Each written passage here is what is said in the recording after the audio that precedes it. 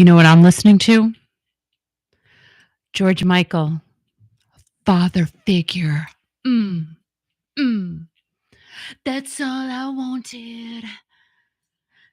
Something secret in your eyes for just one moment to be bold and naked. Did I say the N word? At your side. Sometimes I think that you'll never understand me. Understand me. Oops.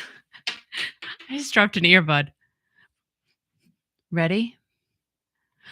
Oh, that's all I wanted. Are you singing it now? Are you feeling it? That's right. In your life, just for one moment, to be warm and naked. I said it again. I did. Am I in trouble? I don't care. You'll never understand me. And why would you want to? Do you know the song? Do you love this song? I do. Ready? Oh, I will be your father figure. Put your tiny hand in mine. I will be your preacher, teacher, anything you have in mind.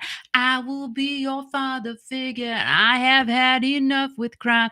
I will be the one who loves you till the end of time.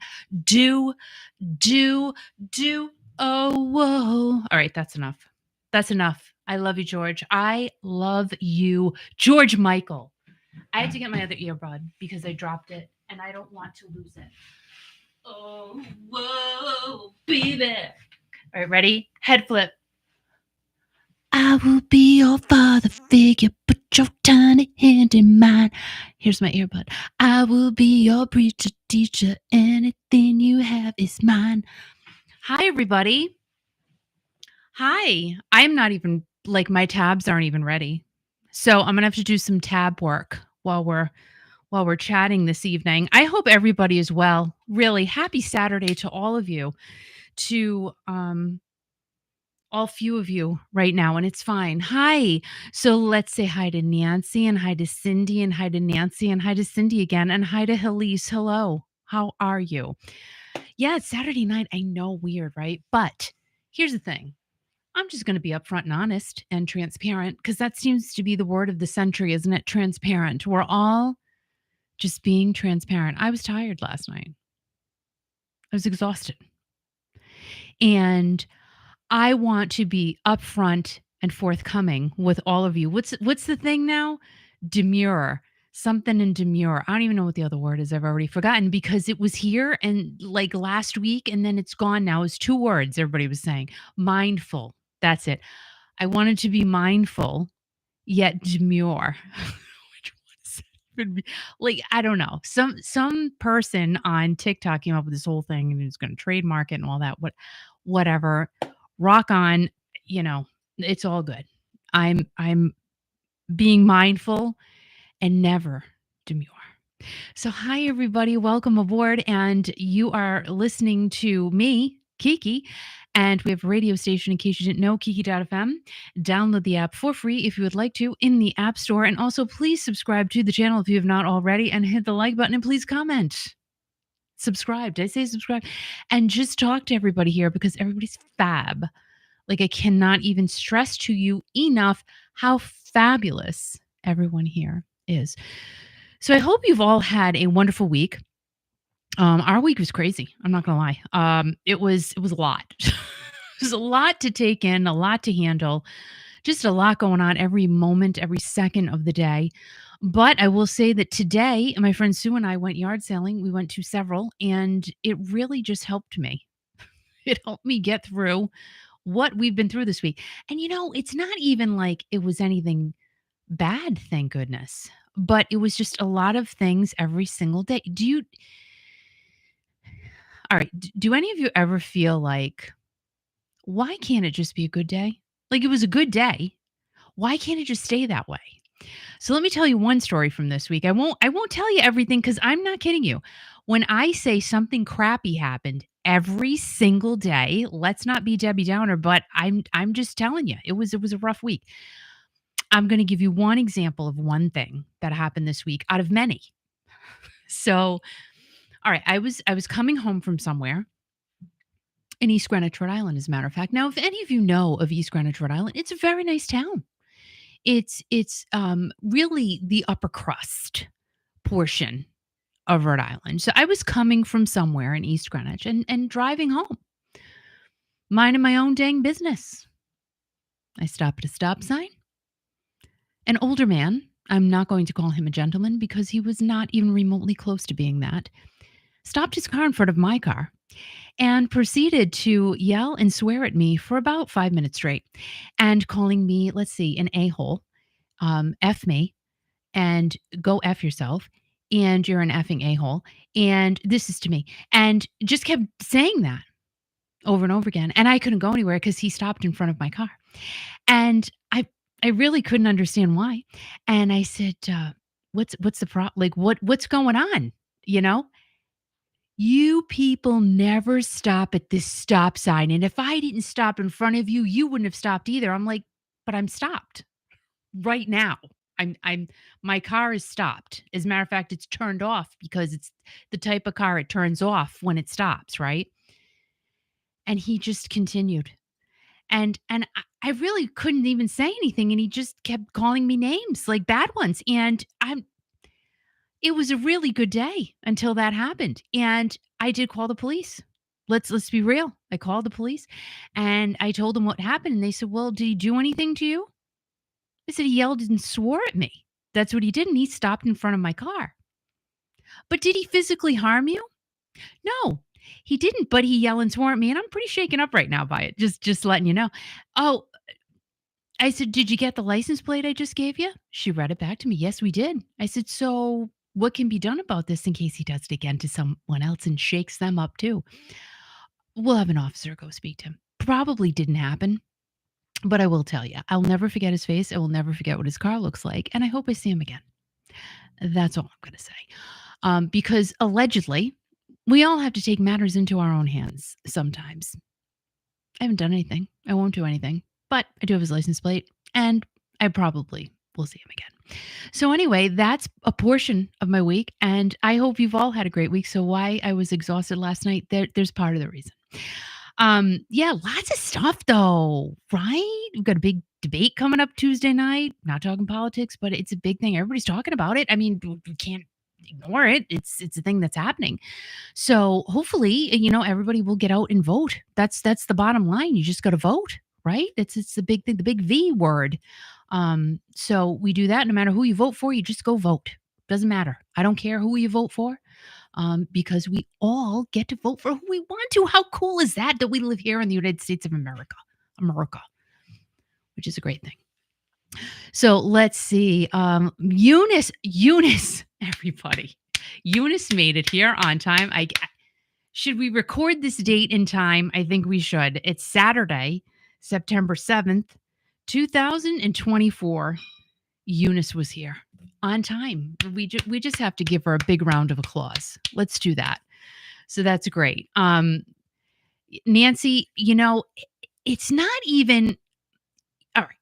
I grew up in Providence, city of Providence. So I'm not really frightened of much. I'm really not. Like, I'm afraid of mice. I'm afraid of big bugs. I'm afraid of large, scary animals, like maybe a pack of coyotes. That would frighten me. Um, but men who yell at women for no reason and swear at them and call them names, you know, they clearly are insecure about something. That's all I'm going to say. Yeah. And hello, Tanya. How are you? And Scott. Everybody, Scott Andrews is in the house. Nice to see you, Scott. And let's see, Trisha. Hey, Scott. Hey. Hey, Scott. Hey. So again, yeah, I just hope you had a better week than I did, but we're here, we're together, and we're going to be talking about a lot of stuff. Again, my tabs are not ready, so I do apologize. So I will be tabbing as we go. And what have you guys been up to? It's the end of the summer, and we closed our pool today, which was so sad, and Al goes, "But you really haven't been in it." Can I just say the month of August was terrible weather-wise? It always is. I feel like I say the same thing to you guys every single year. August sucks weather-wise. It just does. I can't explain it. I haven't spoken to Mother Nature about it, but August is a terrible weather month. It was cold. It was rainy most of the time. Barely went in the pool. I think I went in the pool one more time, and then that was it. Now it's over. Al's happy, though. He's really excited. He's like, "I'm on vacation." That's literally what he said because he has been working on the pool all summer long, and you know, whatever. If it makes him happy, I'm glad it's closed. But I'm still sad because it's the end of the summer. However, it was really humid in Rhode Island today. Like I said, we went to a ton of yard sales. My big find of the day, let's see, what was my big I'm gonna have to say my biggest find was and I've never gotten one of these. In all of the years I've been yard sailing, I've never seen something like this. A really large Coach, authentic leather backpack. The whole thing is leather. It's beautiful. It's absolutely stunningly a gorgeous backpack. And the lady said she bought it in Italy. I believe her. I really believe her. The thing is in mint condition. I have no idea on the value. I have no idea, but it is beautiful. Like I said, it's a large backpack, and it's all leather from Coach, and it's not a Coach factory outlet backpack. It's very very nice, and like what was a fun thing I got? Oh, I would have to say that a fun thing I got was like a plant stand. I am so into these plant stands now. I can't even tell. Like I have a problem. It's like an iron plant thing that folds, and you could hang a few things on it for outside. So that was like a fun find. Was there another really fun find? I'm trying to think. I've really scaled back. I don't buy as much as I used to for sure. Because like I told you guys, eBay is definitely fallen off a cliff. For a long time, it's done that. So I'm very particular and very picky now with what I pick up and take home. We're trying to get rid of stuff, like a lot of stuff. So I guess those are my two fun finds of the day. But it's just fun driving around, talking to people. We saw a few people we knew, we were talking to them and chit chatting, and it was just fun. It really is something. I think I'll do it forever and ever till I die, because no matter what, you're just going out, the people that were having the sales were all super nice, and it's just nice chatting with them and just seeing what's out there. You can't beat the prices. I did get a pair of Harley Davidson wedge sneakers. The lady's like, "I never wore these things." You can tell she never wore them. I paid $5 with the box. Like, how do you not do that? How do you not do that? So I did it. That was a good find today, too. Other than that, we were out till like noontime, and then we went to a little local market, Dave's Market, picked up a couple things. I bought a little watermelon. I chopped that up, ate some. Are you guys hungry today? Can I just tell you, I have not stopped eating today. Why? It's humid. It's not like it's a little crispy in the air. Like last weekend, we had the little crisp on Saturday. Today, no crispiness. Very humid. My hair was out to here. Um, but I've been starving all day. So let's see. All right, we have cold pizza in Rhode Island. And I know that some of you have gone, "Ew, that's disgusting." It's not. It is the best. It is the best pizza ever. It's not it's made in an oven, but you eat it cold. And the sauce on it is just so thick and good. It's so good. It's a place called DiPetrillo's Pizza in Coventry, Rhode Island. Oh my God, I've eaten a lot of that today. I had a few slices of American cheese. Why? I don't know. I ate a half a bag of Skinny Pop popcorn. What else did I have? I had some watermelon. I Oh, wait. No, hold on. I had also DiPetrillo's Bakery. They sell egg biscuits. And when I tell you, oh my God, I'm thinking about it right now. I can't even stop. So their egg biscuits have this nice, thick, creamy icing on the cookie. It's so good. It's just so delicious. So I had 2 of those, and the cookies are pretty chunky and big. And last night, I did go to Dave's Market, and I was really hankering for vanilla ice cream, and they sell these chocolate crumbles that are like I think they're crunched up Oreos, to be quite honest, and then I put them on the vanilla ice cream. So good, so good. And it really just got my craving to nothing. So good. And what else? Oh, oh, all right. Let's talk about another real thing. So I'm on the no sleeping thing again, and it is destroying me.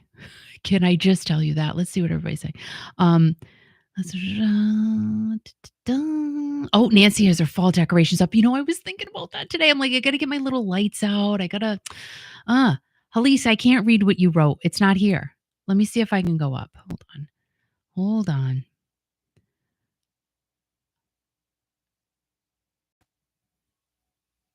Kiki, I have good news. I met with a financier for my screenplay, Bogey and Bacall. He wants to invest 30 million. Is that dollars?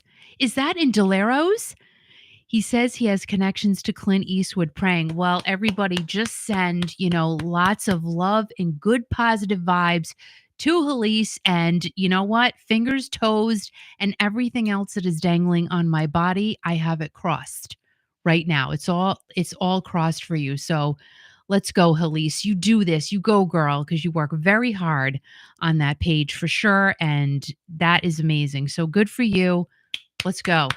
Hands up in the air because Elise is going to be on the air. That's right. That's awesome. Yep. Very fingers crossed. But again, when I cross my fingers, it looks like I'm doing something bad to you guys, but I'm not. I'm really crossing my fingers. I just am. So that's awesome, Elise. Really, lots of positive vibes for you. But getting back to my not sleeping, I bet you sleep, Elise. I feel like you sleep. I don't. I'm back on that whole thing. I sleep for a few hours and then I'm wide awake. I can't. So I've sent Al on a mission to I'm gonna, take a Tylenol PM again here and there.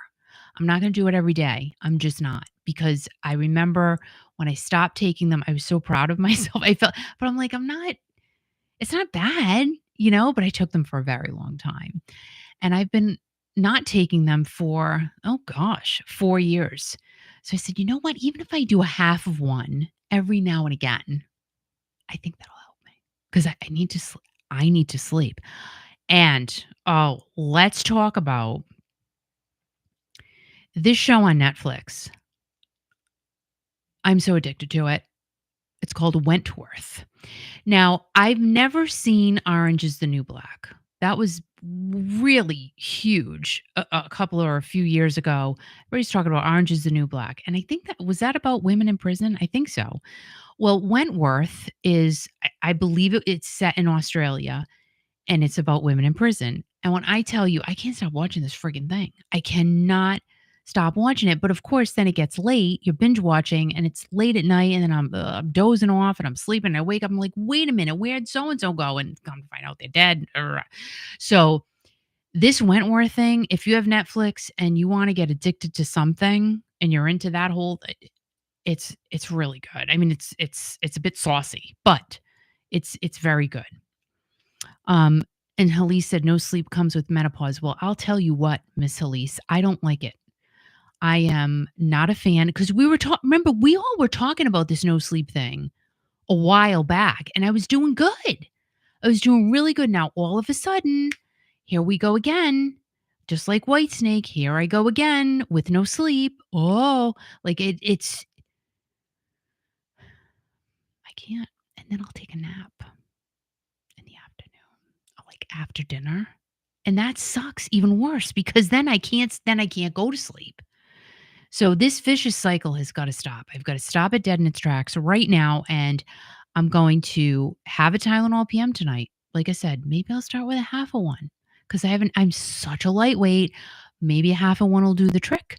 And I just need to stay asleep. I just need a good solid 6 hours and then I'm fine. I'm fine. So fingers crossed. I'm not going to cross my fingers. Oh, I can't. And Cindy said, "Me too, Kiki. It's not fun not sleeping." Thank you. It's really not, and if nobody if people around you, I should say, don't have a problem with not sleeping, they're not going to understand, and, like, Al can't understand because his head hits the pillow and he's gonzo, down for the count, and he's out, and you know why he wakes up, the poor man? Really, do you know why? Because I turn the TV on at 3 a.m. That's why he wakes up. It's not because he can't sleep. It's because I wake him up. He's like, "Turn the TV off." Like, "Well, I'll go upstairs then." He goes, "No, don't leave." And then I said, "Well, then I've got to watch TV." And this is a battle we have every single night. "No, it's fine." And then poor thing gets up and then he starts doing stuff like eating his waffles at 3:30 in the morning. I'm like, "But you shouldn't eat your waffles at 3:30 because it's too early." And he's, "What else am I going to do? You woke me up." So it's really it's really a problem, and I really, so we talked to our friend today about no, this isn't like an underhanded secret deal, but CBD gummies, the whole sleeping thing, and I I I I do have to try that because I have heard a lot of people have great success with that. So we're gonna start with the Tylenol PM just to get me going, just to get me on some type of sleep schedule because I can't do this anymore. I just cannot. I hate it. It's like my day is so screwed up now. So I have to get on a good sleep schedule and I gotta try the CBD sleep gummies. I've got to do it. And if any of you have any recommendations, if you take I don't want to feel weird the next day. I just want to chew on one. I want to go to sleep. I want to have a nice long sleep and I want to get up and be normal. I don't want to be all like, "Ugh, oh my god." I don't want to be like that. I don't like that. I don't like drugs. I don't like that. I don't I could be in the worst pain and I really got to be in pain to take something because I hate that. I hate medications. And Scott says waffles 24/7. The guy would eat waffles 24/7. Like there's no question in my mind. If I allowed it, he would do it because that's all he knows how to make. He makes them very well. Patty Taylor's here, everybody. Everybody say hi to Patty Taylor. A wine cooler. I can't even drink those anymore. And I'm telling you, I'm dead serious. You know, the Prosecco thing, something has happened to my inner self. I can barely even drink that anymore. Please tell me what happened. Please tell me who stole me because I feel like I'm a completely different inside person. Like I can barely drink anything, any type of alcohol anymore. It gets me sick. And and and you know what the worst side effect is from one drink now? I- listen to me. I can't sleep like at all. If I even have one drink now, I will fall asleep for maybe 5 minutes and then I'm up all night. What is that? Can you please tell me what that is? So, this is your 50s, ladies and gentlemen. This is what I mean, again, I'm a girl, so I'm just speaking as a woman. I don't know if men have these problems too. Scott, help me here. I don't know, but I will tell you as a woman, this completely sucks. All these changes. And listen, what did I do to anybody? I didn't, again, I say every day, what did I do to deserve this? I don't know. Nancy says she can't sleep when she has a glass of wine. What is that? What? Look at my water with lemon. It's safe and it's good. And it's good. You know what? Let me see if anything interesting was happening. Like in the news today, because I really don't know. I'm so out of my categorical loop right now. Let's see. Let's see if anything happened today. Well, lots of stuff happened, but stock market did terrible this week. Let's see. So just don't look at your accounts this week. Hopefully, hopefully next week they'll get better. We'll see though. Supposedly September's a really bad month for the stock market. I guess that's what everybody's saying. What do I know? Anything in entertainment. Let's see. Let's go there. Well, we got a lot of stuff we're going to be talking about, but let's see if anything new came about. Oh, Beetlejuice. Has anyone seen that movie? I have not. I mean, it's doing great. It just opened up and oh my gosh, it's made over $100 million already at the box office. That's insane. Its second day out, over 100 million. That's insanity. Oh, Stephen King, he's got a new book out. Gosh, that guy, he is just amazing. And let's see. That's about it. And there's some movie with Nicole Kidman on Netflix, which I haven't seen that. I don't know if something's just, I don't know. I feel like I don't want to. And is there anything else? Oh my gosh, that's horrible. That's terrible. Okay. I won't say that.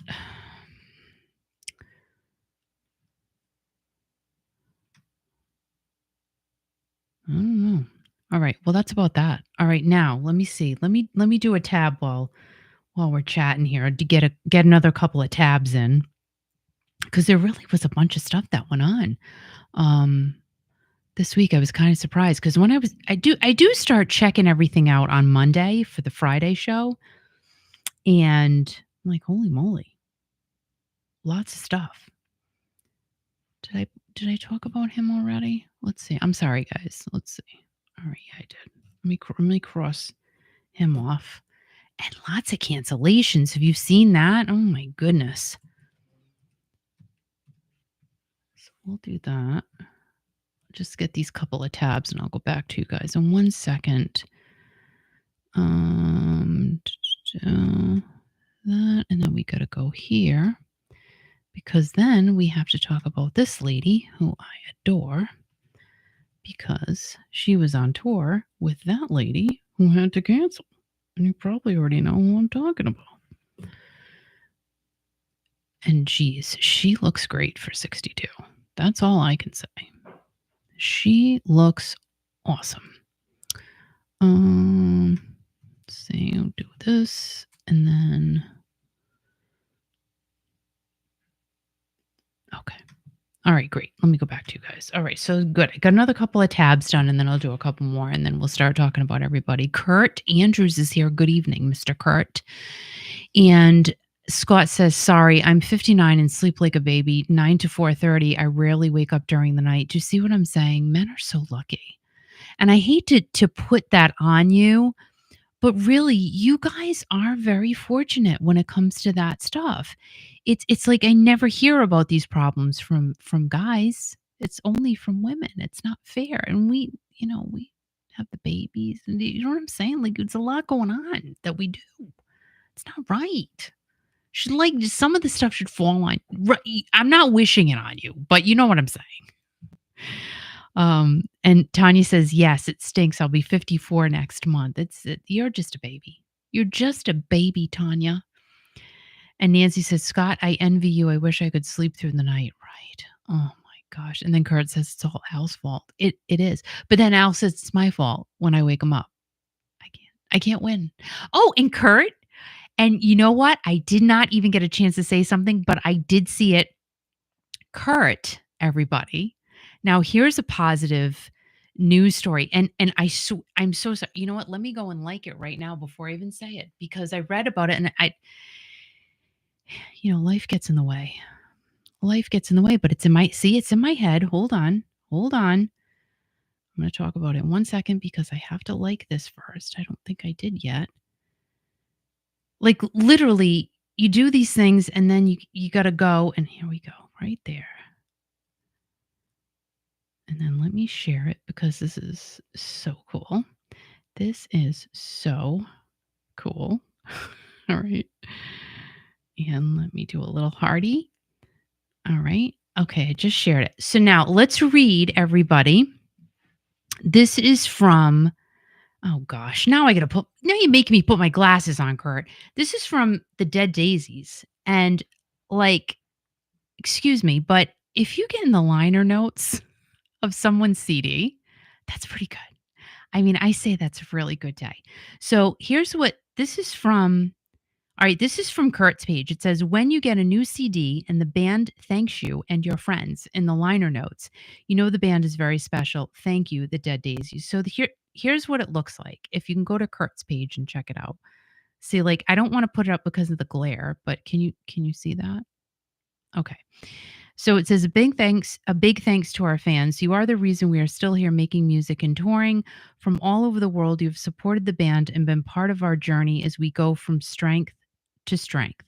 With every tour, we feel the love and see more and more new faces in the crowd, along with those who have been with us from the start. We would like to give a special shout out to a group of dedicated fans who have gone above and beyond. Thank you, Deb, Alina, Kana, I hope I'm saying that correctly, Atsuko, Corey, Kurt, Esteban, Gergely. I hope I said that. I tried to make it correct. Judith, Keith, Carrie, Mark, Mel, Pamela, Pauline, Ross, and Victoria. You rock. I mean, come on, guys. That's pretty cool. That is, but again, and Kurt does a lot of stuff for a lot of different people. I don't know how you guys have the time, but God bless you. And, rock on, like they say. That's awesome. That is really just awesome. And everybody, retired Radio Roberta is here in the house. And I wonder if she had steak on the grill tonight, because that's what she likes to do on Friday nights. But it's Saturday, so maybe. Did you have steak on the grill, Roberta? Let us know. So yeah, that is very, very cool, Kurt. And we're very proud of you. I have a wedding to go to. I have a wedding to do in a couple of weeks. And it's kind of crazy. So I have to get my hair colored. You can see all the gray, all of it. It's so this week is got it. All right. This is what happens. So I have to stop eating cheese this week so I can fit into my gown. Even though I love cheese, like I could eat a friggin' block of cheese every day. I could eat that every day. And I remember somebody once told me, well, you're going to have clogged arteries. And I said, I don't care.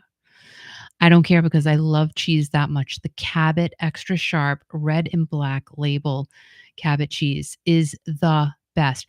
But you know what I've noticed?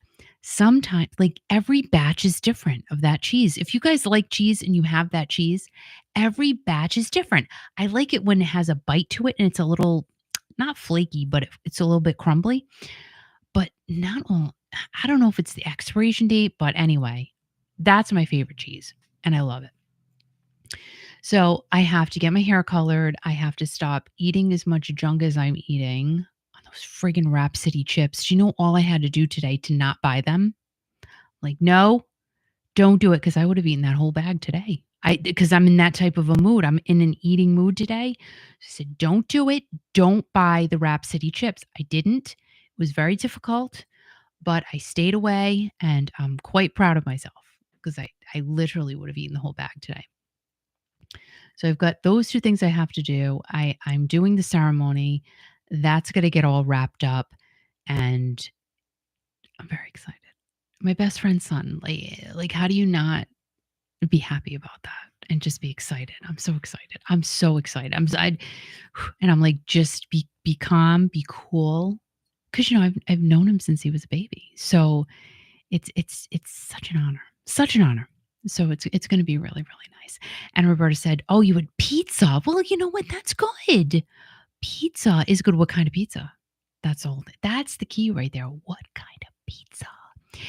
And Kurt says, "Thanks, guys. It was cool." And Hardline did that too. Well, you know what? I think it's great. When you're doing good things for people and you get good back, it just makes you feel like you just want to keep on going.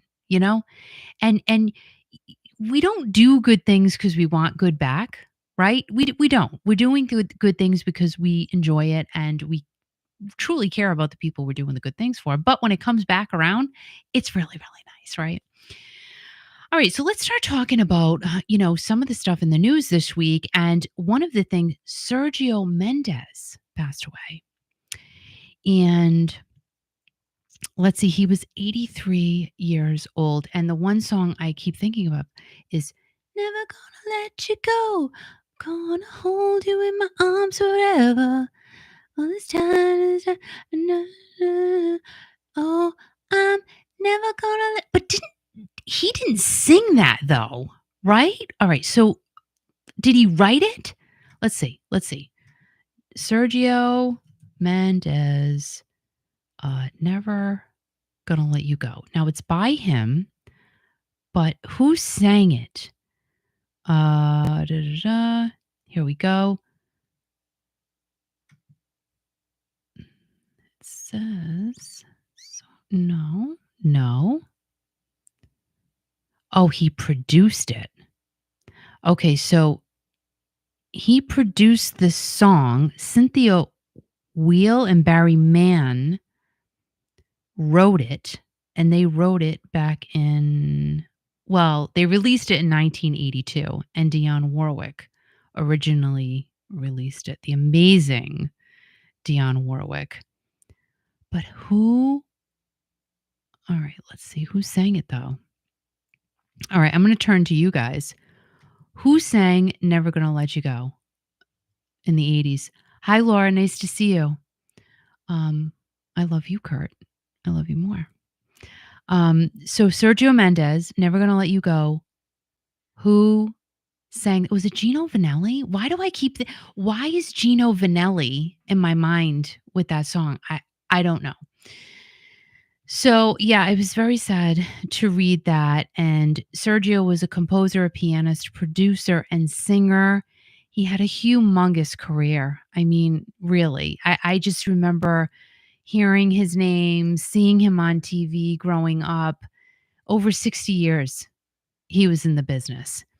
And he's collaborated with Frank Sinatra, Fred Astaire, the Black Eyed Peas. I mean, he's really run the gamut of the entire music industry. And let's see. Okay. Bear with me for 1 second. I'm just trying to, let's see.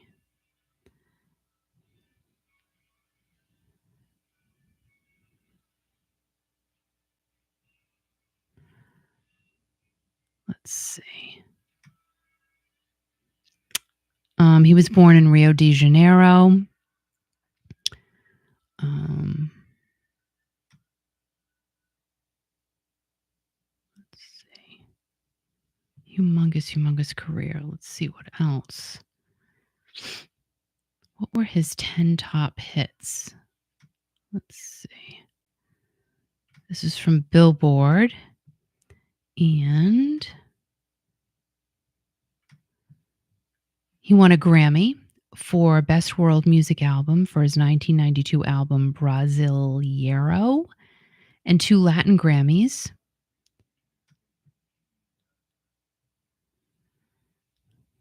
And in 1966, Herb Alpert, remember him? He actually, it sounds like he founded Sergio Mendes, and he produced the first 3 albums from Sergio. And they were friends for nearly 60 years.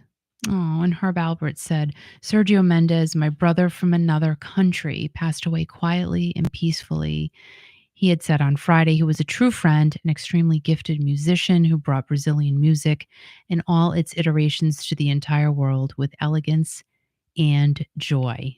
Oh, that's so sweet. So let's see. His top 10 songs include A Code. Is that how you use ACODE from 2008?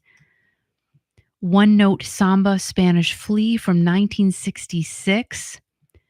Bim Bom from 1967. Real in Rio 2011. Number 6, The Look of Love 1967. Like a Lover from 1967 as well. So Many Stars also from 1967. So, a lot of his big hits were from then, I guess.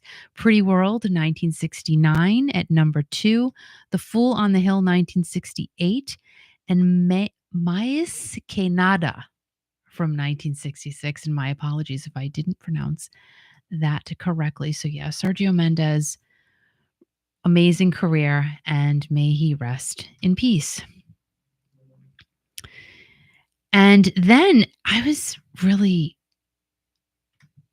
saddened to hear that Brian May has long-term damage after the stroke he had taken. Now, let's read about this. So, I guess back in May, he had a minor stroke. And if he did not recognize the signs of the stroke, he would have had really severe long-term damage. Now, let's see what else is going on with him recently. Let's see. Brian May. And let's see the warning signs he noticed. This is so important. And let's see, he posted, I guess, a video on his Instagram account. Now, I do follow Brian. I did not see this, but he explained that he was unable to use his left arm, but he's doing great. He's playing the guitar again. And Brian said, good news is that I can play the guitar after the events of the last few days. And I say this because I was in some doubt. All of a sudden, out of the blue, I didn't have any control over this arm. Very scary. And the incident is an important reminder that strokes can vary drastically in severity and presentation of symptoms, but don't let the term minor stroke mislead you. Strokes are a serious medical issue. Even minor strokes, if left untreated, can lead to serious health outcomes and death. Very, very scary. So, a minor stroke, it says, are when areas of the brain are not receiving blood flow, which can result in damage to the brain tissue. Now, I'm even hearing about people in their 30s and 40s lately, like this year, having strokes. And you never really heard about that. You always figured it was something that happened to people much older, maybe late 60s, 70s, even 80s. And let's see, it's nothing like a warning stroke or a mini stroke. The difference between a TIA, which is a transient ischemic attack, and a minor stroke is that with a TIA, the symptoms go away. So they're only temporary. And the person recovers before there's actually any injury to the brain. In other words, the lack of blood flow that is contributing to the problem resolves before any permanent damage to the brain, which is, I guess if you're going to have one, that's the one you want to have. A minor stroke is when there actually may be permanent injury to a small part of the brain, leaving a little scar, but the person's brain reorganizes and they're able to recover from it very quickly. So recognizing the signs of a stroke, very serious. Let's see. One symptom is clearly lack of use of your arm. That's the classic sign of a stroke. And most of the time, one side of the body is affected. Numbness, weakness, facial drooping, those are very classic stroke symptoms. And part of the face can be drooping or numb. Person may not be able to smile. And I do remember that's one thing. If you suspect that someone close to you is having a stroke, you ask them to smile. If they can't smile, right away. You just call 911. Don't even, honestly, with a stroke, don't even take a chance. Just call 911 because you have to be very, very fast. An arm is weak, numb, or lacking coordination. They may not be able to raise their arm. Speech, if they have difficulty speaking or slurred speech. And time. Very, very important. Stroke is a medical emergency. If any of these symptoms are present, call 911 immediately. That's it. Like even if you have a doubt in your mind, just call 911. So, other symptoms of a stroke may include confusion, difficulty walking, severe headache. I did read about that, severe headache, numbness, or trouble seeing. So there's rarely people say that they're in pain when they're taking a stroke. And that's another thing that can confuse people around someone who is having a stroke. Just because they're not in pain doesn't mean it's not a medical emergency. So Brian is doing great. And he's very lucky. He's lucky he got it in time, but again, time is of the essence.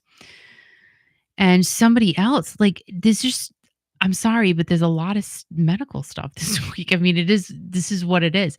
So Elton John had an eye infection that left him with limited vision. What?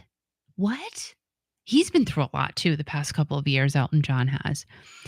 So he says he's on the road to recovery after suffering from a severe eye infection this past summer. And again, that was kept hush hush. So he actually just posted about it on his Instagram on Tuesday, saying that the infection left him with only limited vision in one eye. I mean, here it is. You just, oh, it's an eye infection. Remember, I had that sty? I had a couple of them this year. And you don't really think anything of it, but now look at Elton. Poor Elton. He's got limited vision over an eye infection. Like, you just don't think of these things. You don't think these things can happen, right? So he said, I'm healing, but is an extremely slow process, and it will take some time before sight returns to the impacted eye. I am so grateful for the excellent team of doctors and nurses and my family who have taken such good care of me over the last several weeks. Elton went on to say he's been spending the summer at home and he feels very positive about the recovery. And he did not elaborate what may have caused the eye infection. What does that mean? Like, yeah, how do you even get these things? Like, I said to my doctor after I went to see her for the second sty in a row, I'm like, this is disgusting. And why am I getting styes in my eyes? She said it just happens. There's really no explanation for why you would get these humongous pockets of pus in your eye. It just, I don't know. And so this year, well, actually, it says a year ago, Elton was hospitalized due to a fall at his home in Nice, France. He was taken to the hospital as a precautionary measure and he was quickly discharged. And that's about it for Elton. So at least he's doing well and on the road, but dang, holy moly. And Laura said, yes, great song, beautifully sung and produced by Sergio Mendes. Absolutely. And Cindy said, so sad about Brian May. He had a heart condition a few years ago. I believe you're correct. I know he had some things going on. And Scott says, my younger brother had a stroke 4 years ago. It happened while sleeping. How scary is that, Scott? No, real. Wow. And he said he recovered, but it took about a year. Wow. And like, how do you even know? You don't. You're sleeping. Oh my gosh, that's so scary. Well, I'm so happy he's okay. Wow. And Halise said, Scott, I'm glad that your brother recovered. I mean, sometimes people don't. So, wow, very lucky. Very, very lucky. And more health related entertainment news. Paula Abdul. Now, I'm not sure what happened. Again, we're just reading this all together right now, but she had to cancel her tour due to injuries. Her tour was scheduled to begin this month. Let's see. And I mean, she looks great. Holy moly, she looks amazing. And Paula is known for her choreography, her dancing, her singing. I mean, I say her singing. A lot of people say, oh, she can't. She's great. I love Paula. I think she's absolutely fabulous. She looks awesome. So she canceled her upcoming Canadian tour due to unknown injuries. She was deeply apologetic to her fans in the announcement shared on social media, and she offered little insight into the pain she's been experiencing. And her post read, it's with an incredibly heavy heart that I need to share with you an update regarding some injuries I've recently sustained. In an effort to keep going, I've received targeted injections that will allow me temporary relief, but the demands of an entire tour is a different story. Absolutely. I can't even imagine. She's got to be hurting because that lady doesn't stop. I mean, she keeps rolling. So This has got to be pretty painful for her. And then it went on to say, after multiple consultations with my doctors and exploring all available options, I've been advised that one of my injuries requires a minor procedure, followed by a 6 to 8 week recovery time. Therefore, it will prohibit me from proceeding with the Straight Up to Canada tour, as well as the dates in Alaska and North Dakota. Man, she must be bumming because she doesn't do that. You never hear Paula canceling a tour or a show. Like, you just don't hear that. So she said she wanted to extend her deepest apologies to all of her amazing fans in Canada and the US. You mean the world to me, and this truly breaks my heart. I've been looking forward to the energy, love, and connection we always share when we're together. I promise I'll be back stronger and better, dancing my heart out and performing for all of you very soon to give you the show you deserve. And I'm sure she will definitely do that. And she said that her fans would be refunded for their tickets. And that's all we know so far. She is 62 years old. She was recently on tour with New Kids on the Block, which got really great reviews. And she was supposed to open for Boys to Men at the Hollywood Bowl next weekend. Wow.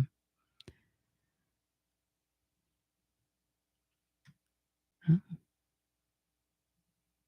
okay, I didn't know that. Oh, man. Oh, and she made allegations, I can't say the word, against TV producer Nigel Lithgow in December, and he has denied any accusations against him. Huh. She filed a lawsuit in December. I didn't even know that.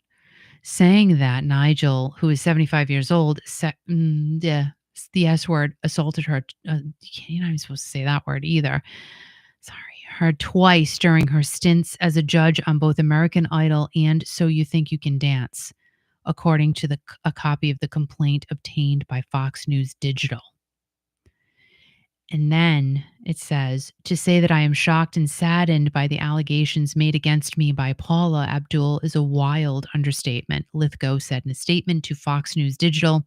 For more than 2 decades, Paula and I have interacted as dear and entirely platonic friends and colleagues. However, out of the blue, I learned of these claims in the press, and I want to be clear, not only are they false, they are deeply offensive to me and everything I stand for, he said. And Lithgow referenced Abdul's history of erratic behavior, but admitted he couldn't understand exactly why she would file a lawsuit that she must know is untrue. But I can promise that I will fight this appalling smear with everything I have. Well, who knew we were going to get into that whole thing? I didn't even know that was a thing. What? What the what? Had no idea. Did you guys know about that? I had not read about it. And Laura said, Paula is great. She has had a lot of health issues. That's sad. I mean, because she really works hard at, keeping herself fit. And, but let's think back several years ago to American Idol and, was a little, she was acting a little different, on the show at some points in time. We had seen that, which was, kind of shocking, but she seems to have overcome that. And let's think about that for a second. She got roasted. And the problem with being in the public eye for a lot of these celebrities is that if they have a problem, they have an issue, man, they're under a microscope, and we're all here for it to widen the lens on the microscope and talk about it. I mean, I talk about it. However, I think it's how it's handled too. I mean, a lot of people were just making fun of her, making fun. And you don't know what's going on in the poor woman's life. I mean, we just don't know. It can't even speculate, if it was substance, if it was mental health. You just don't know because we're not there. So hopefully Paula gets better. I love her. I do. I adore Paula Abdul. I think she's an amazingly talented woman. So I really do hope that she's better quickly. Hey Sandra, how are you? Welcome. Welcome here on this wonderful Saturday night. And Paula was supposed to perform with literally, I mean, she's just my fave. Now, I think she was supposed to perform with her. Let me just double check that. Taylor Dane, Paula Abdul. Yeah, they had a tour going on. Yeah. Um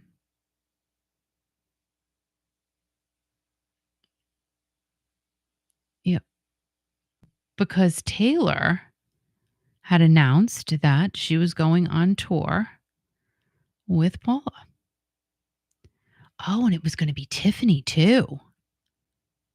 So maybe it'll just be Taylor and Tiffany. So this is from People Magazine, and this was just released yesterday. So Taylor said she was ready to get back on the road, but now 2 years ago, not sure if y'all knew, but Taylor was diagnosed with colon cancer.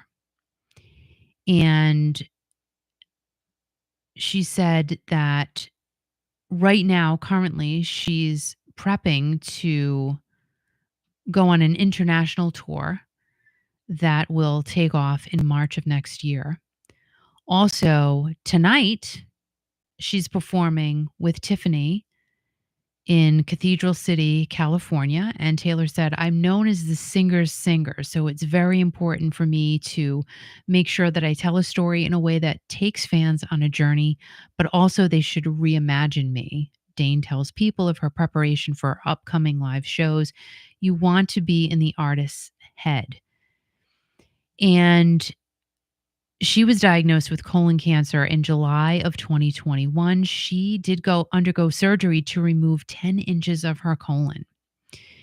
She was declared cancer-free, thank goodness. She had a post-op infection, which is horrendous, and she was in the hospital for about a month after that. But she was back on stage in August of that year. How do these women do it? You got to give them such credit. And she has performed consistently over the past 2 years. And I can tell you she has because I do follow her on TikTok and she's always got clips of shows. And what a performer she is. I really hope I can get to see her soon. She's on my bucket list. She is. I love Taylor Dane. I've never yet to see her in concert. How sad is that? I would love to meet her. She is just, oh my gosh, I tell it to my heart. Tell me I'm the only one that loves you. I just adore her. I really, really do. And the fact that she is just still spot on, she puts on a fantastic show. Again, I've not seen her live, but I watch a lot of her performances on YouTube, TikTok. What a great singer. Her voice is still, oh my gosh, on point, key, and she is right there. And I think that, over the years, she has just come along gracefully. Let's put it that way. She's right where she's supposed to be. She sounds that how she's supposed to sound. She's fantastic. I love Taylor Dane. I really do. Well, she went on to say that she made a decision. I was lying in the hospital after surgery. I got really, really sick, and it gave me a new sense of purpose. She said, I'm not ready to go. I'm going to fight this. And she said, being able to perform live over the past 2 years has been very humbling. The gratitude is immeasurable. I weighed 98 pounds by the end of my treatment, and I even walked weird. But that's one trial and tribulation. That's not the story. And then Taylor went on to say her soundtrack has been the soundtrack of her fans' lives. Hello, absolutely. I can put on a Taylor Dane song at any point in time and it makes me feel so happy. I adore her. I really, really do. And she says that she's completely in the moment. She's working hard. She's right there. And she sees people who are living through it. And she's like, let's go. You got to have that positive attitude. We saw a friend of ours today at one of the very first yard sales we were at, seen him around the yard sale circuit for years and years and years. He's a few years younger than I am, and he's battling prostate cancer. He let us know today. He just finished treatment number 5. He still has all of his hair. He's shocked about it. But I said, "You know what? You'd look really good even if you didn't have it." I mean, he takes very good care of himself. And he goes, "But I didn't that's the one thing I didn't wanna lose my hair." And he hasn't. So he's very fortunate. And he has one more treatment to go. Right now, knock on wood, he's cancer free, and I'm really praying he stays that way. So you just have to admire, I think, people who are going through any type of medical condition, no matter what it is. It's difficult, it's hard, it's stressful. So if people can get through it with positivity and get to the other side, you know what? Love to all of you. Really, love to all of you, because it's hard to do. It's really hard to do. And when we saw our friend today, he said, last weekend, I laid in bed. I thought this, because it was a big neighborhood community yard sale today. He said, I thought I missed out last weekend and I just couldn't get out of bed. And he said, when I saw it was today, I just felt I was in a really good place to come out and do this today. So, again, it was put in his path to be able to go out and yard sale today. Again, we all have our things, right? Scott, Kurt, Mark, concerts. This is what is a passion for many, many people. Yard sailing is completely and music too, but yard sailing is a hands-on passion that I do every single week. Done it for decades, and I just get so much happiness out of it. So for him to be able to get out there and do that today, even though he thought he was sleeping through it last week, was really cool to hear that. So, and for Taylor Dane, look at what this woman's been through, and she's out there performing on stage for everybody. Love her. I love her.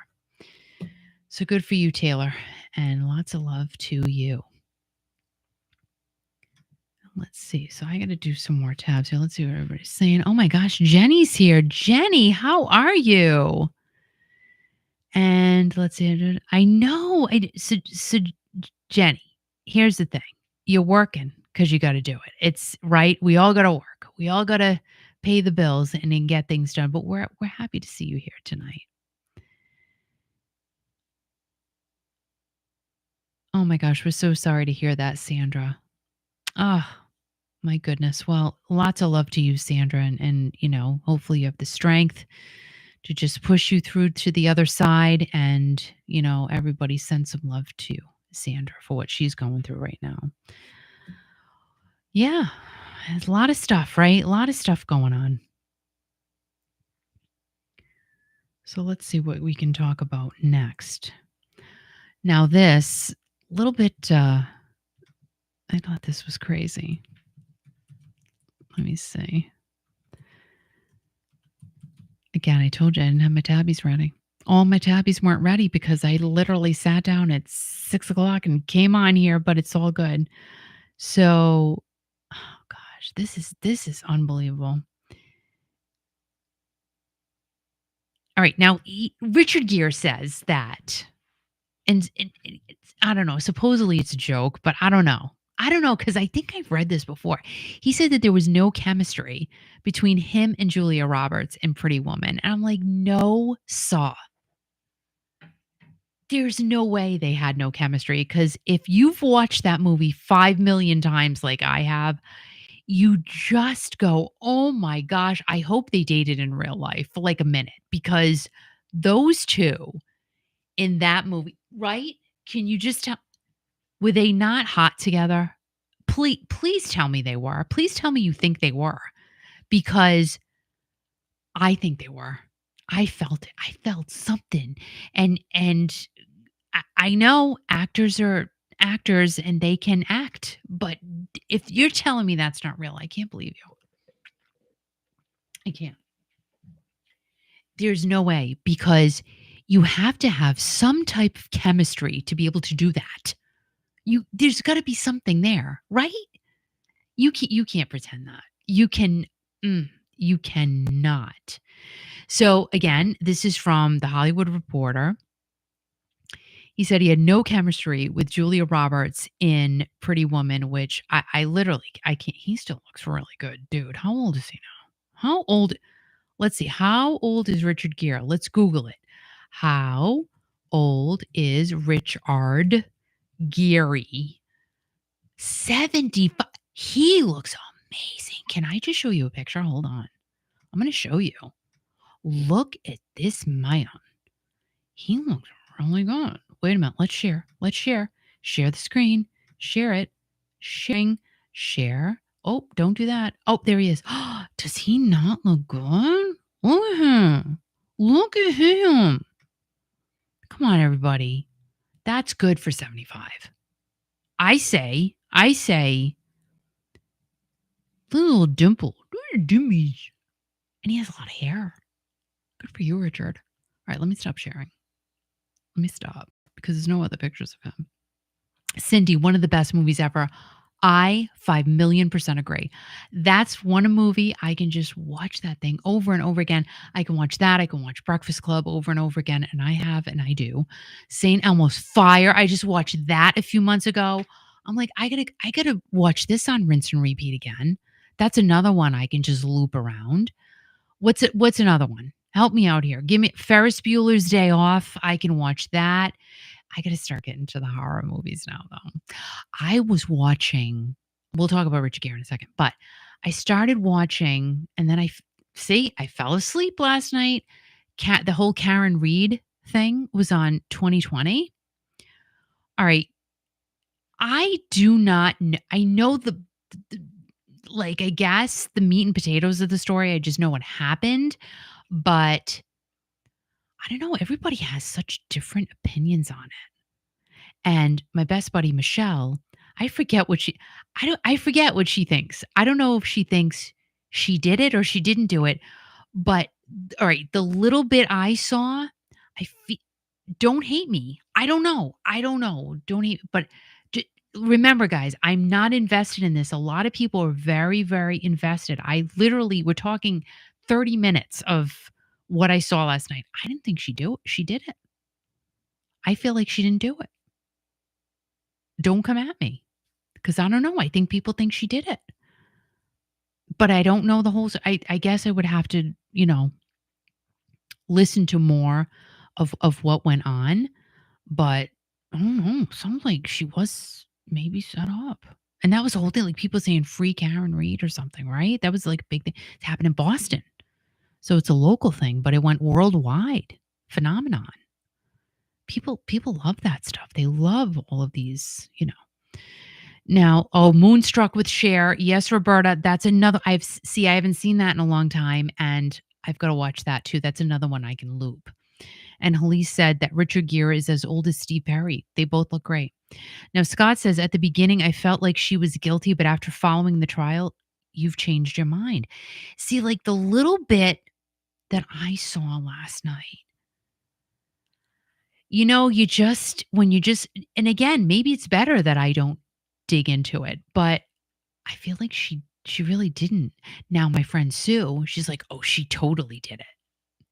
And she's got a strong opinion on it. Yeah, like the little piece on 2020 said, I got to start. And of course, like a ding dong, I fall asleep at the wrong time all the time. It's not like I wish I could pick a time when I would fall asleep, but I don't. It just happens. So yeah, Scott, I'm sure you were following that. Yeah, it happened really close to you. So, and I mean, come on. He seemed like such a really nice guy.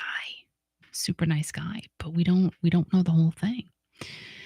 So going on, again, about Richard Gere and Pretty Woman and definitely Moonstruck, Roberta. That's a great movie. Nicolas Cage, I love him in that movie. I love it. I love Cher. Oh, with the gray hair. God, I can't. So anyway, he spoke at a masterclass at the 81st Venice Film Festival last Sunday, and he kicked off the conversation talking about, hey, his 75th birthday was last week, and everybody, rah, happy birthday. They sang, happy birthday to him, which is, great. And let's see, he talked about his first film role, Days of Heaven, in 1978. He said talking about that makes him very emotional. He pointed out that his son Homer, and he had his son stand up. He was in the audience. He said, I think I'm only a little bit older in Days of Heaven than him, and he's starting his career as an actor now, and he's really good. He's really good. Proud daddy. But the loudest crowd applause at the Venezia Tennis Club and a few swoons was brought about by a scene in the hit 1990 rom-com romantic comedy where Richard's character, Edward, a wealthy businessman, is tinkering on the piano when Vivian, Julia Roberts, she was a pro in the movie. She came into the room, and then a steamy interaction occurs with Edward taking off Vivian's clothes, and he puts her on top of the piano, and he just, it just went down, like literally. And this is what Richard said. I can't believe this for once. I don't believe it. I'm going to read it to you, but I don't believe it. This is what Richard said. I mean, no chemistry. The actor sarcastically declared, prompting audience laughs. This actor and this actress obviously had no chemistry between them. I haven't seen that in a long time. That's a sexy scene. But Gere did confess that he believes his character was criminally underwritten. It was basically a suit and a good haircut. There's just no way. There was no chemistry. I can't. He had to be joking. That had to be a joke because there's no way. And he said, let's see. He does really know how to play the piano. And Gary Marshall, the late Gary Marshall, he directed the movie. Gary said to him, "What do you do late at night in a hotel?" And Richard said, "Well, I'm usually jet lagged. That would be the time I'm in a hotel. So I'm up all night, and usually there's a ballroom somewhere or a bar, and I'll find a piano and I'll play the piano." So Gary said, well, let's do something with that. So we just basically improvised the scene, and he said, play something moody. So he just started playing something moody, and that was this character's interior life. That's insane. And as of 2024, Pretty Woman has grossed over $460 million at the worldwide box office. And at the time of its release, it was the fifth highest grossing film of all time. I believe that. Great movie. I mean, come on.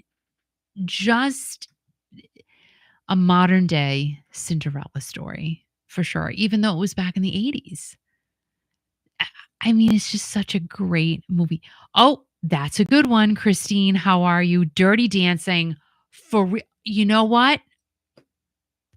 I got a good list. So I'm writing down these. Dirty Dancing. See, again, another movie I've seen 5 million times, but then you just forget about it. You don't forget about it, but you forget about it. Moonstruck. Got to do that one. Dirty Dancing, for sure. Like Patrick Swayze. Can you stop? Like, I was infatuated with that man. Peggy Sue Got Married. That's a good one, too. But you know what? Back to the Future. I haven't seen that one in forever. Mask with Cher and Sam Elliott. Oh my gosh. But I cry. That's the only thing about that movie, and I've watched that a lot years ago. I used to continually watch that movie. Cried every single time. Every single time. But that is a good one. And Laura said, "Hilarious. Didn't they do a few movies together?" They did. They had chemistry. That had to be a joke. Runaway Bride. Oh my gosh, I haven't seen that in forever. And Hallie said Richard Gere was married to Cindy Crawford. That's right. At the time Pretty Woman was filmed. Yeah, so maybe he didn't want to say. He's like, yeah, no, I had no chemistry. And then behind her back, he's like, oh my God, I love Julia Roberts. She was so hot. Like, of course, she was hot. Come on. Big Fat Greek Wedding, another one. I haven't seen that in forever. Oh my gosh. You know what was another good one? This isn't really an 80s movie though. What was it? The Traveling Pants, The Case of the Traveling Pants or something? Sisterhood of the Traveling Pants. I saw that once and one time only. That was a good movie. But what about, we're talking 80s movies here. All right, what's another good one? Um, let's see. Let's look them up. Let's look them up, kids. Let's do it. 80s movies. Big 80s, big, big 80s movies. Oh, well, it'd be nice if I typed in the box that I'm supposed to type in. Movies. Let's see. All right, here we go. Oh, boy. Big. Who watched Big? And they go on the piano, right? Wait, what was the name of it was F.A.U. Schwartz, right? Oh, this one. And, but this was a movie I watched a bunch of times, but then stopped watching it. It's not like something I don't know, maybe I would watch it today, but I don't think I would get into it today. Desperately Seeking Susan with Madonna and Rosanna Arquette. I don't think I would get into it today. I really don't. Let's see what you guys are saying. Top Gun. Top Gun. I didn't like the new one that just came out. Well, what was it, last year? I don't know. Pretty in Pink. Oh my gosh. That one. I freaking love that movie. Ducky. I can't. Was his name? Help me. Love that movie. That is definitely one I love. I love it. Love it. Love it. Gremlins, Ghostbusters. Well, I mean, Ghostbusters, we really should start watching that stuff now. Crocodile Dundee, I haven't seen that in forever. Days of Thunder, Pretty in Pink, all Tom Hanks movies. Forrest Gump. Forrest Gump, ladies and gentlemen. Can we just say was a box of chocolates? Like, and he's running. That was a great movie. 16 Candles. Thank you very much. Oh my gosh, another great one. John Cryer, thank you. Oh my gosh. So fun. Let's see what else is on this list. We can Flashdance. What a feeling. Dreams believing. That's one. I could watch that now. I could definitely watch that now. When Harry Met Sally. I haven't seen that in years. I don't even know if I want to go over all these. They're so good. We should save some of these for next week. Beetlejuice. I did not get into Beetlejuice. Can I just say that? I'm sorry. I'm really sorry. I did not get into it. Valley Girl. I did watch that a lot. Did you guys watch that one? Bodyguard. That's 90s though, right? That's 90s with Whitney and Kevin Costner. I mean, what about their chemistry? That had to be real. That was good. That was really good. Now, she was with Bobby then, right? I'm thinking. Let's see. Let's look it up. Because we can do that. We can. Bridges of Madison County. No, I don't think I ever saw that one. I don't think so. Was Whitney with Bobby during filming of the Bodyguard? Let's see.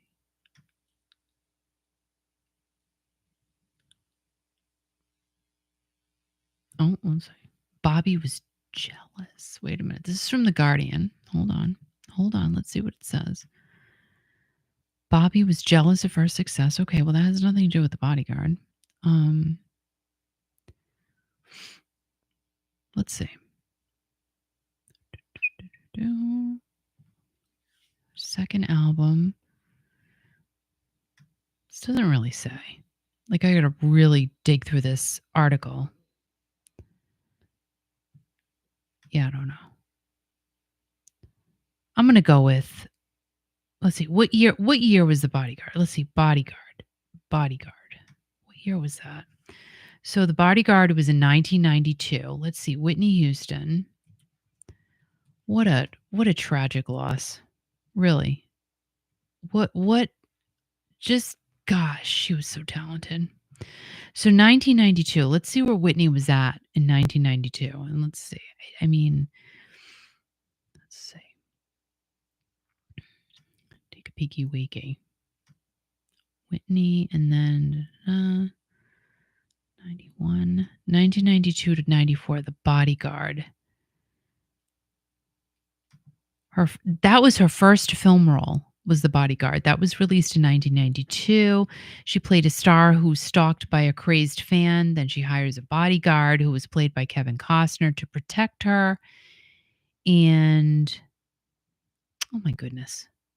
It says that Houston's mainstream appeal allowed audiences to look past the interracial nature of her character's relationship with Costner's character.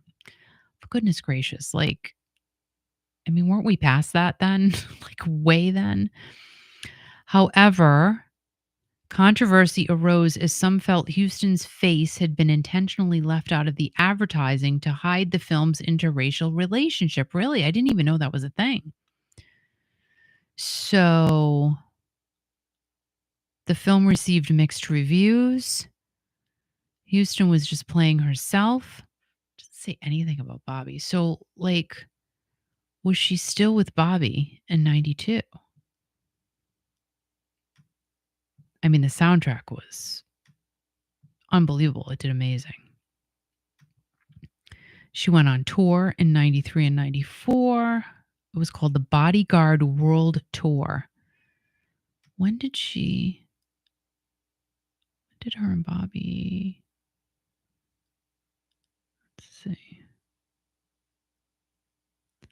Let's see.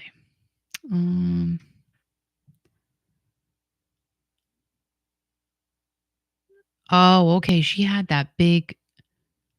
Okay, so she gave birth to the late Bobby Christina, on March 4th of 1993. And okay, so Whitney and Bobby were married on July 18th of 1992. Wow. So yeah, they were married. And they did try to have another child. Whitney did have several miscarriages. And let's see. They were divorced in 2007. So they were together then. They were just married. Crazy. So let's see. The Notebook. I never saw that either. Cocktail. I did see Cocktail. Roxanne, Steve Martin, right? Saw that a long time ago. The Notebook. I haven't seen that. I know, isn't that terrible? That's a crier though, right? Like, I don't want to cry. I don't want to. And Holly said, yes, Whitney was pregnant with her daughter during she was pregnant with her daughter during The Bodyguard. That's crazy. There was an 80s Bodyguard. There was? Not with Whitney, right? That was her first film role, it said, 92. Their chemistry was epic, right? Like, you just gotta wonder, did they have anything on the side, her and Kevin? I mean, because that was, I mean, they were electric. There's no question. And Christine says, you've got to see Bridges of Madison County, Meryl Streep and Clint Eastwood. All right, so let me write that down. Bridges of Madison County. Here's one. Hold on, because I'm writing these down. I will watch that. Here's one for you that I can watch, and I just watched it again recently. I've watched this movie over and over again, Erin Brockovich with Julia Roberts. Who has seen that one?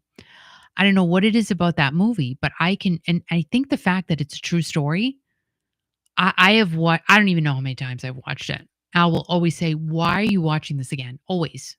Like, always. Footloose, dang it, I gotta watch that one too. Another one I've seen a million times, but then, like, I forgot about it. Because you know what? I'm telling you guys, those 80s movies, some of them I can, some of them I cannot. I don't know if it's how they were filmed, like the time like Dirty Dancing is timeless. Well, it was set in the 50s, right? 50s or early 60s, but yet it's a timeless movie. You can always watch it. Um 16 Candles, Breakfast Club. Those are movies, it doesn't matter. Like you can just watch them over and over again. The Real Erin Brockovich, Bad A. So Scott says My Bodyguard was an early 80s movie about a high school bully. I think I remember that. My Bodyguard. Right. And Cindy said, yeah, Footloose, one of the greatest with Dirty Dancing. Dirty Dancing, you can't. Like you get and the chemistry between Patrick Swayze and Jennifer Grey. Stop it. And I think he said there was no chemistry, right? Let's look that up. Hold on a second. Let's just talk about that since we're on the whole chemistry thing. So Jennifer Grey, Patrick Swayze. I mean, you watch that movie and those two, like he was married, but I feel like there was a little tongue involved or something had happened because come on. Come on. Those two were incredible together. Let's see, chemistry. Oh, listen to this now. All right. This is an article written in 2022 from the Business Insider. And Jennifer Grey was on the Drew Barrymore show. And let's see. She said her relationship with Patrick was sometimes contentious. And she said the body has a different story than the mind, right? Grey told Barrymore. So my body and his body really liked each other. You clearly did. Clearly. And she went on to say that Dirty Dancing tells this love story of Frances Baby Hausman and dance instructor Johnny Castle. They meet at a resort in the Catskills and become close when Baby steps in to help Johnny win a competition against her parents' wishes. Like there was a lot going on in that movie. There's an energy where it doesn't make sense in life, but it makes sense between the sheets. That's what Jennifer told Drew. And she also admitted that she wasn't the easiest acting partner to work with at times, especially when it came to preparing for the lift Johnny and Baby do at the end of the film. I can't even imagine. I can't. And it has solidified its place in pop history. It sure has. And Jennifer said, I did not do it till the day we shot it. I feel like it must have been making the producers and Patrick and the director, everyone insane because I refused. I was too scared. I refused. I basically just couldn't do it. I couldn't make myself until the day when all the people were watching, and then I had to do it, she said. And she then opened up about her roller coaster relationship with Patrick while promoting her memoir, Out of the Corner. And Patrick did pass away in 2009. Jennifer said, I feel like if I could say anything to him now, I would say, I'm so sorry that I couldn't just appreciate and luxuriate in who you were instead of me wishing you were more like what I wanted you to be, she told People magazine in April of that year. And on The View, she said that some of the tension they had was because they worked together on a movie called Red Dawn in 1984, another 80s movie I did not see. And she didn't like his attitude on set. She said that Patrick would play pranks on her that she didn't like and was late to work often. Saying Patrick was late to work. She said it was just like macho and I just couldn't take it. It was just like, please, this guy, enough with him. But at the test for Dirty Dancing, Patrick apologized to Grey. She said, he pulled me down the hall and he said to me, I love you. I love you. And I'm so sorry. I know you don't want me to do the movie. Wow. Imagine that. And he got some tears in his eyes, and I got tears in my eyes, not for the same reason. And he said, we could kill it. We could kill it if we did this. Isn't that nuts? So, yeah, so they really I guess, had a butt-heading type of relationship. And Roberta said, "The music movies are great for sure." Scrooge with Bill Murray, another great one. I haven't seen that in a long time. I'm gonna write that down because Christmas is coming. Can you believe it? Christmas is coming. That's not even great to I don't even it doesn't even feel good saying that right now. And Elise said, "I met Patrick Swayze. He was a beautiful man." I was infatuated with him, to be honest. Al knows. He knows. Christine said, "Love Erin Brockovich. Seen it about 15 times. Love Julia." I know it's just like it's a 3-hour movie too. Like you could just watch it over and over again. And supposedly they didn't get along. I've read that too. Um, his wife's mother was backstage when she worked at Sally Jesse Raphael. So cool. And Roberta said Kevin Costner movies are great. Yeah, I feel like his movies are all good. And Donnie Wahlberg, I like a lot of his movies. Now, I did try watching one. I think I told you guys. There's one on Netflix called, is it Netflix or Hulu? I'm not sure. Union. I couldn't get into it. That's a new one that I don't know if it's new, but it's new to me because it was just released, I guess. I just I don't know if you guys seen it? Should I sit through it? Should I force myself to watch it? Union. I couldn't get into it. Stand by Me. Oh my god. No, I haven't seen that in forever too. That's a great one. I watched that several times back in the day too, just not recently. It's going to be interesting to see some of these that I haven't seen in forever, and some of you guys too. Are they still watchable today? That's a good topic. Are these 80s movies still watchable today? Right? It's true. All right, let's see. What else are we going to talk about? Well, 80s movies, let's see. Let's see if this comes up. Wait a minute. I'm going to do my tabby. Let's go to my tabby. And let me see if I can find this article. Come on. There we go.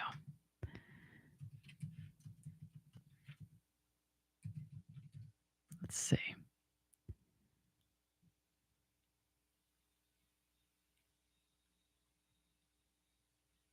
Okay. All right. So, a big 80s star, humongous, Demi Moore. I mean, let's face it. She was triumphant in the 80s on screen. And she married Bruce Willis. I mean, hottest couple on the planet. She was definitely one of the hottest actresses for a very, very long time. Fast forward to today, she's stunning. She is a great support to Bruce and his family. She seems like a great human being. And she's got, I think, a new horror movie that's coming out. It's hard to believe she's 61. It's crazy. Have you seen her? Incredible. Um, let's see.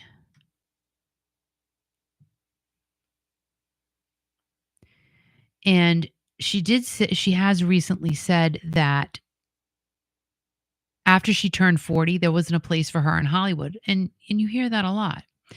But I do feel like with the presence of different types of social media now, including YouTube, which is absolutely amazing, including TikTok, including Instagram, including Facebook, I feel like a lot of older women have the opportunity, and men too, to, you know, express themselves. It's awesome. It's fantastic. I mean, look at this platform. I can sit here and talk to you guys for hours at a time and just, have some great conversation, and it's fine. It doesn't matter about anything. I mean, I could be 5 million pounds sitting here and you wouldn't care. You would just because we're sitting here having great conversation. So it doesn't matter. And it doesn't matter how old I am because we're just chatting. So it is pretty cool. I think things have changed over the years in terms of, older people trying to get onto a social platform because anybody can do this, which is, I think, great. I think it's great. And well, let's talk about where's her. I don't know. Supposedly, wasn't she doing some horror movie or something? That's what I thought. This article goes all into like just all of her other movies. I'm really confused. I had a point. I did. Oh, all right. Here we go. All right. So I guess a movie came out.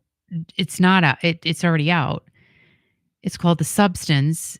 It premiered at the Cannes Film Festival this past May, and she was naked in it. Um, let's see. She said she plays a fading celebrity named Elizabeth Sparkle who ends up using a black market drug to create a younger, better version of herself. Well, I want that. I'll have that. Thanks. If you have any available. And the younger version of Demi in that movie is Sue, played by Margaret Qualley. And she said there was a lot of vulnerability and rawness that was needed to tell the story. And it was a very vulnerable experience and just required a lot of sensitivity and a lot of conversation about what we were trying to accomplish, saying that it was important to find that common ground of mutual trust. And let's see.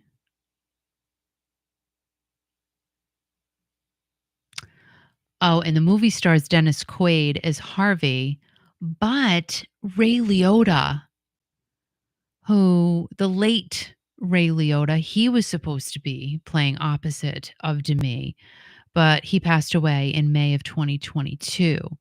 I mean, Ray Liotta, let's talk about some great mob movies he was in. I mean, and again, you want to talk about typecasting. He was the mean, bad A actor, as far as I'm concerned.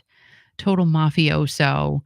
I would have loved to have met him, but I'd probably be afraid because he played that character so good, so good. And let's see, it got an 11-minute standing ovation after its premiere. And let's see. Does it talk about? No, it doesn't even talk about her nudity. Like it's the headline's about her nudity, and then it doesn't really say much about it. So I don't know. I don't know what's going on. Turner and Hooch. Oh my gosh, that's funny.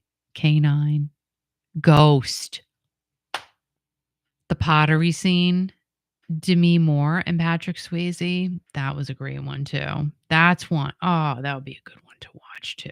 I bet that holds really good today. I do. I think that would be a movie that would hold up well today. All right, we talked about Richard. We talked about that. We talked about a lot of things already, but we didn't talk about. Now, does anybody still watch The Tonight Show? I do not. I have not seen it in many, many, many years. I just haven't. But there's going to be a change. So, The Tonight Show is not going to be on 5 nights in a row, Monday through Friday. It's going down to 4 nights a week. And we know Jimmy Fallon is the host of The Tonight Show. And let's see.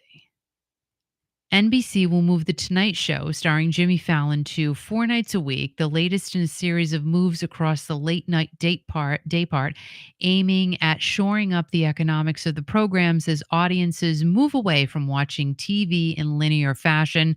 Like its late night rivals, Tonight will air in repeats on Fridays. Now, let me ask you guys a question.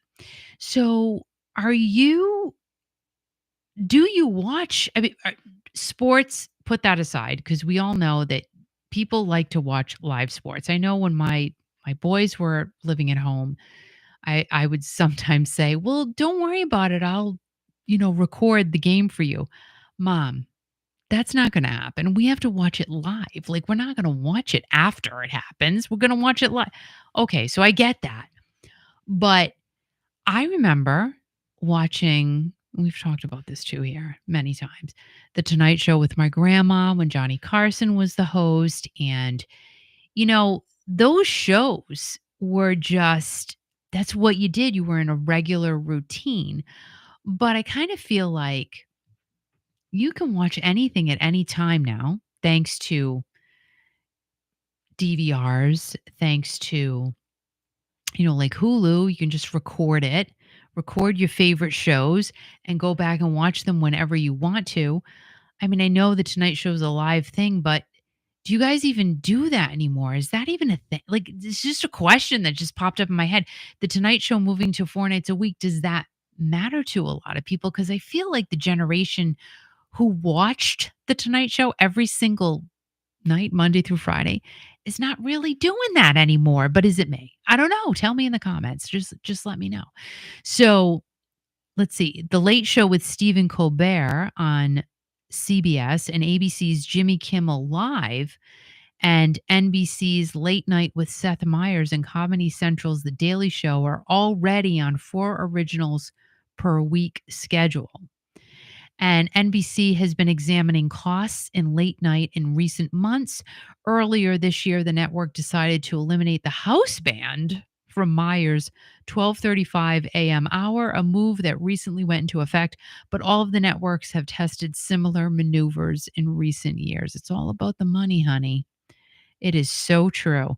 NBC has gotten out of the business of programming a 1:30 a.m. slot. Didn't there used to be something on at 1 a.m.? I feel like it was Johnny Carson, but then after Johnny Carson, was it Jay Leno? And then there was something on, like he'd be done at what, 1 o'clock, right? 1 a.m. And then there was something from 1 to 1:30. So the 1:30 a.m. slot was once filled with hosts like Bob Costas and Carson Daly. Comedy Central has given up on trying to devise a companion show to Daily that can follow the program after 11:30 at night. And Jon Stewart right now is hosting the program one time a week. And ABC has gone so far as to allow Kimmel to go on vacation for several weeks every summer. Fallon has, for the past few seasons, kept on producing a Friday show, even as his competitors gave up on the practice. He often taped 2 programs on Thursdays, one of which would air the next evening. Oh, so he wasn't even doing them live. Johnny Carson did them live, right? He did, didn't he? Yeah, he did. Didn't he? I think so. And it goes on to talk about Johnny Carson. He said he would never ponder whether or not to run an original show on each weeknight, but he also never had to contend with streaming services, DVRs, and clips of his late night routines being disseminated via YouTube and Snap. And isn't that true? I mean, clips of the show, that's right. Like you saw it in the raw. You didn't have to worry about, oh, I already saw that on TikTok. I don't need to watch all, and that I find myself doing that myself. Like I already know what's going to happen, so I don't need to watch it. And I feel like our society now is so bite size and so quick. Like we want everything fast. We want it in little chunks and pieces, and we can't sit still enough to watch something for a long period of time. Isn't that crazy? I do, however, like I said, like that Wentworth thing, I've been watching that like crazy on Netflix. I gotta stop. Like Al said, you have to stop. It's too addictive. I know. Um, but that's kind of how I feel like everybody is getting programmed into doing. So let's see. Even Carson, who had significant less competition, and that's true too, across the arc of his career, couldn't stop that. And it's true. Like there Johnny Carson was Johnny Carson. There was no one up against Johnny Carson. He had the whole thing to himself.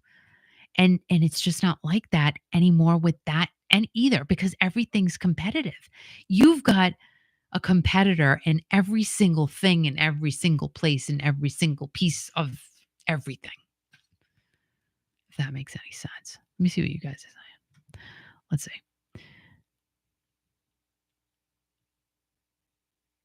Laura said, "Not really a fan of Fallon." I don't watch it. I don't think I've ever sat and watched a show.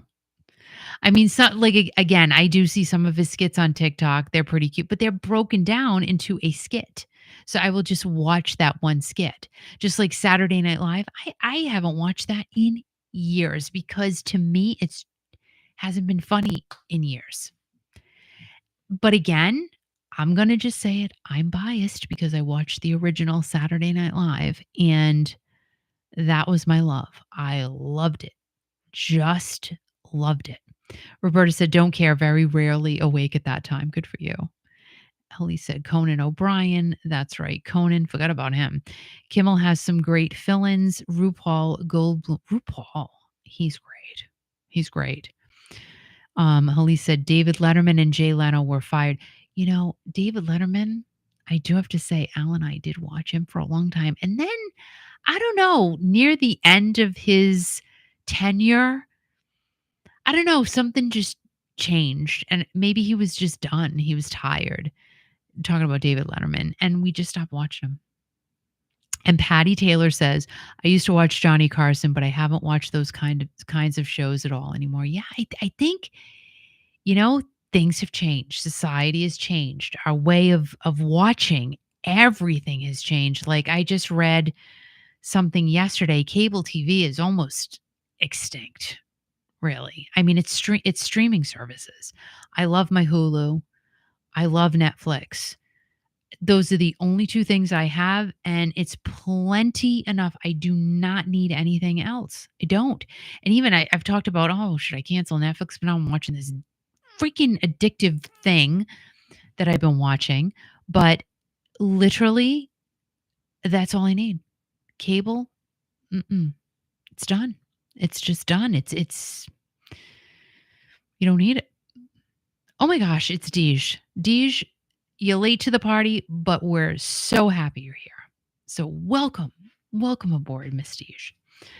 And what else are we talking about? So we did that. Oh, this was kind of crazy. Let me just go to my tabby and pull this up. And I saw this and I'm going, no, I got to be reading it wrong. It just must be. But I wasn't. I wasn't reading it wrong. And I said, maybe it's a joke. It wasn't a joke. So we'll go to MSN for this one. So on Labor Day, I saw a post by Paul Stanley. Did any of you see this? Let me know. And it was all about Memorial Day, saying that Memorial Day is not just about barbecues. And, he went on about a lot of different things. And I'm like, but it's not Memorial Day, it's Labor Day. It's not that day. And let's see. So he did issue an apology for a holiday mix-up in which he reshared. Okay, so I guess it was something he had previously posted. He reposted a Memorial Day post on Labor Day. And he said, "I reposted the wrong message from years ago." And he shared this statement on X, formerly known, not Prince, as Twitter. "True sentiment, but an error. Labor Day, and we celebrate the working people who make this country great. Thank you." And he continues, still standing behind the message of his original post while correcting himself. And good for him for doing that. The Memorial Day post is one that features an emotionally charged image that strikes at the core of Memorial Day, which honors those who have lost their lives serving in the U.S. military. And the photo did show a gravesite with a U.S. flag at the center, a weeping mother clutching her child, and underneath the enlarged text that reads Memorial Day, in case you thought it was National Barbecue Day. So I guess this is something he had posted a long time ago. And it goes on to say the meme is referential to how many national holidays in the U.S. are turned into a reason to engage in party activities, including gathering to eat generous amounts of food and drink alcohol, oftentimes not in moderation.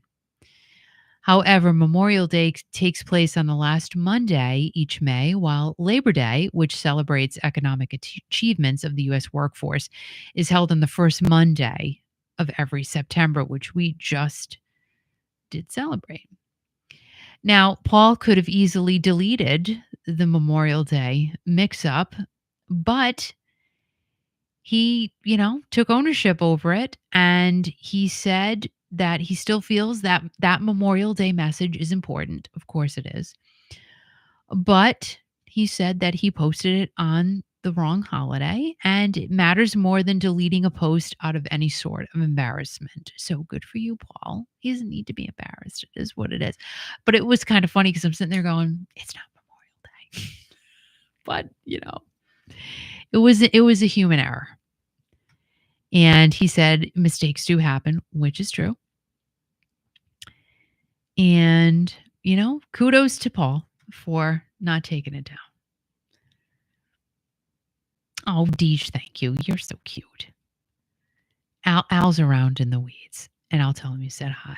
Tom Snyder with the hair. Remember Tom Snyder? I swear that thing just sat on his head like it didn't move, right? I can still hear his voice. Laura said Leno was fired. Don't remember that. I don't remember that either. He's actually coming to Bally's Twin River in November. And Roberta wants to know what I did with Al. I didn't do anything with Al. He did it with himself. He actually, he had a lot he had to do today. A lot. Like the guy's been so busy this week trying to prep the pool to get closed. He is exhausted out of his mind. He's probably sleeping. To be quite honest with you, he really busted his beans this week, and I'm thankful for Al because I can't do it. I can't. There's just no way. Well, we got to talk about this. Now I've read nothing about this, so we're reading it together for the first time. Maybe you guys already know, but it looks like the Guess Who have settled everything that has been going on with regards to the name. Now let's see if I can open this because let's see. Nope, they're not going to let me read it. I hate that. I'm not paying for Rolling Stone. I'm not doing it. We'll find it somewhere else. I'm not paying to read a story out of Rolling Stone magazine. Sorry, Charlie. We'll find it somewhere. Let's see. Lawsuit. Okay, so this is from Ultimate Classic Rock. And they have settled their bitter legal issues over the band name. I mean, the guys who were performing as the Guess Who, Derek Sharp, Michael Stairtoe, they've been out of work for months. So let's see what's going on here. Because again, this is the first time I'm reading it with you, unless you already know about it. So it took almost a year. The Guess Who has settled an argument over control of the band. Now we know that Burton Cummings has been very vocal in all of this, in also talking about his resentment towards the band, the guys in the band who have been performing out there. Burton and co-founding member of the Guess Who, Randy Bachman, filed suit in October of 2023 against original members Jim Cale and Gary Peterson. And Gary, as you know, has been out on and off with the gentleman performing as the Guess Who. Gary does have a lot of health issues, but Burton and Randy have said that there was false advertising involved.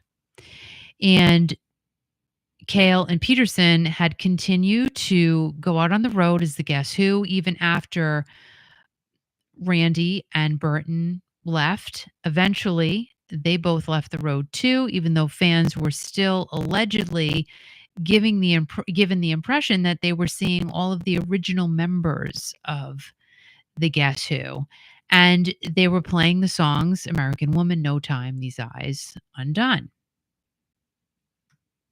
because, they were not out there.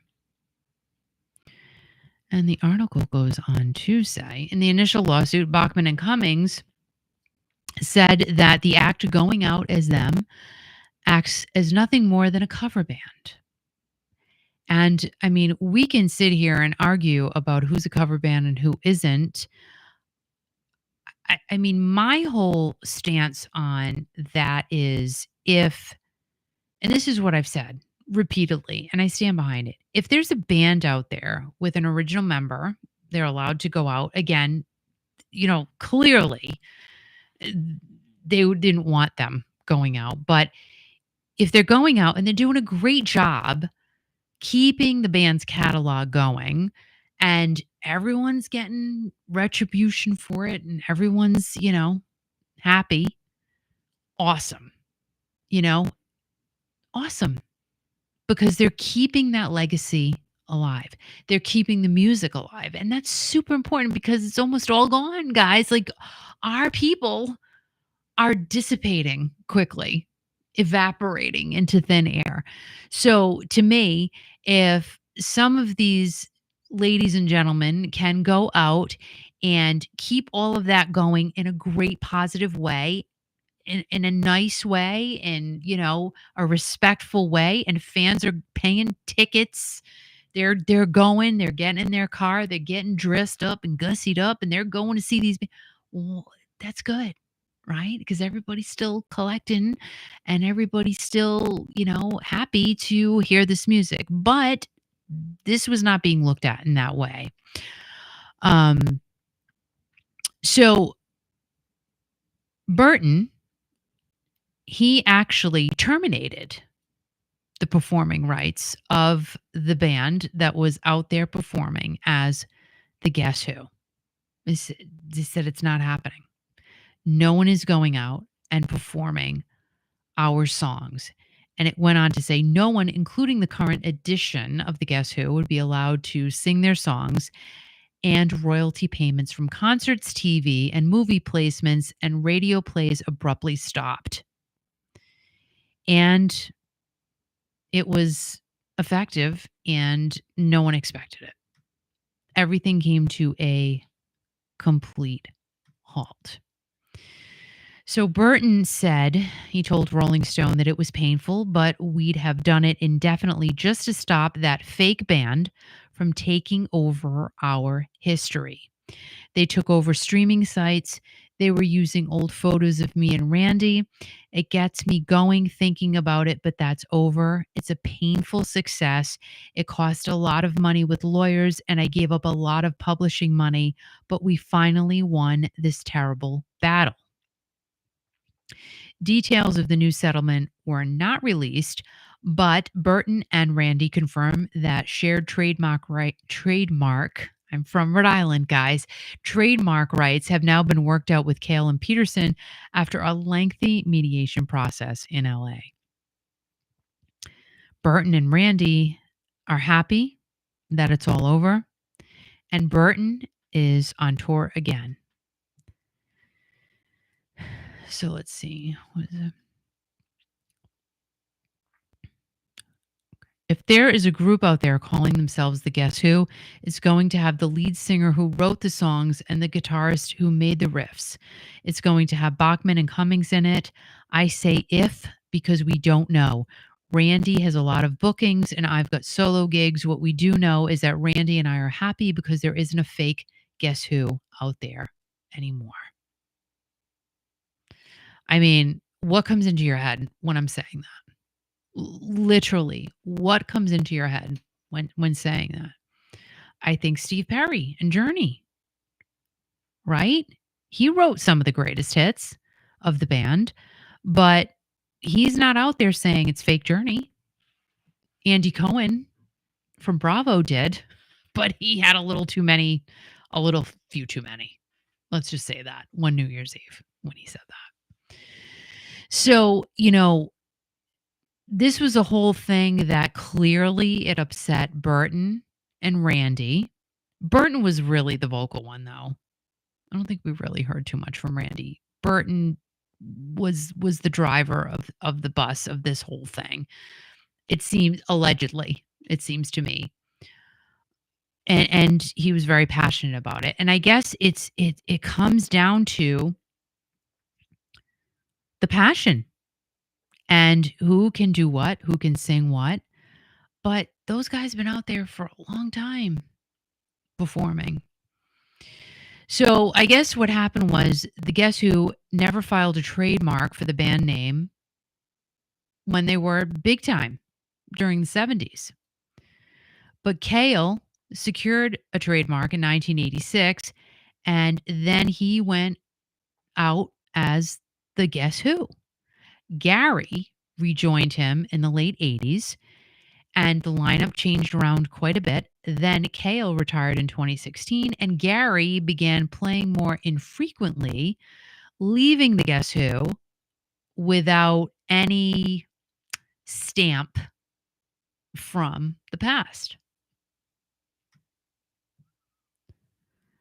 Burton didn't like that, and he said, "We're trying to preserve the history and the legacy of the Guess Who for our fans all over the place who had followed the real band and the real songs."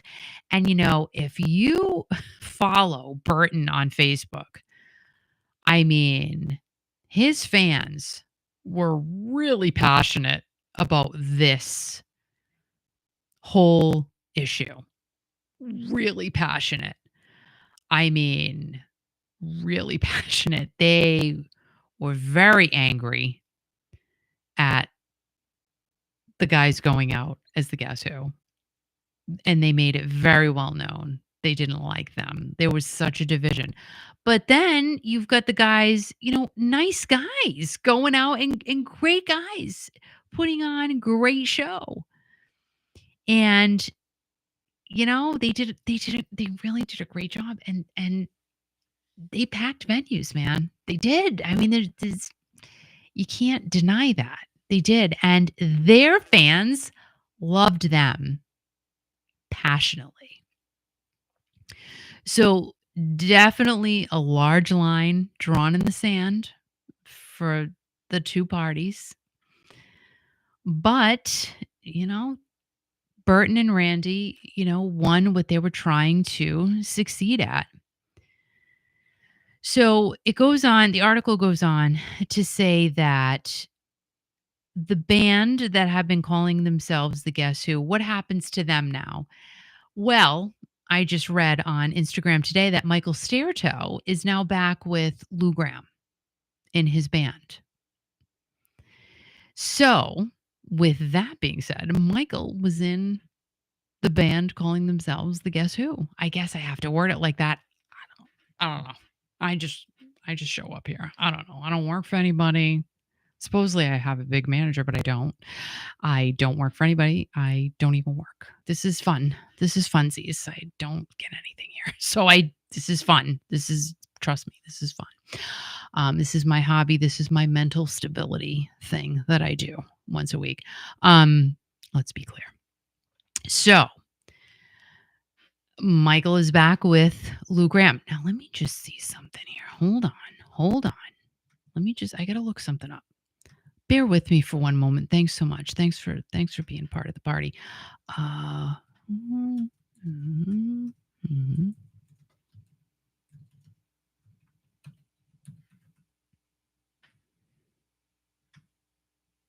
Okay, so who is Michael taking over for? That's what I want to know. Dun dun dun. Who is Michael replacing in Lou Gramm's all-star band? So let's see. Is it Tony Franklin? No. I'm just asking the question.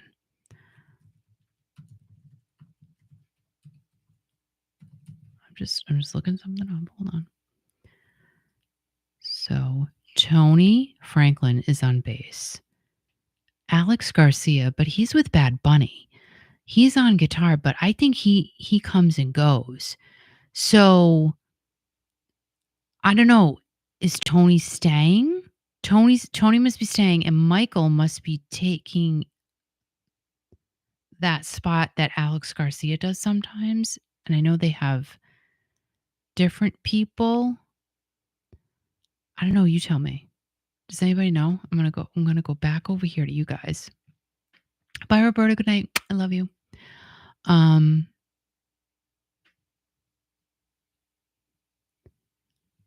Scott says, I would love to see Randy and Burton together. Who knows? Now that this is done, they might. I mean, Randy has a huge following. Burton has a huge following. Who knows? That might be a thing. And Scott says, Burton had a great point. The band was deceiving people by using the name with Burton and Randy's images. Now, can I just say something though, Scott?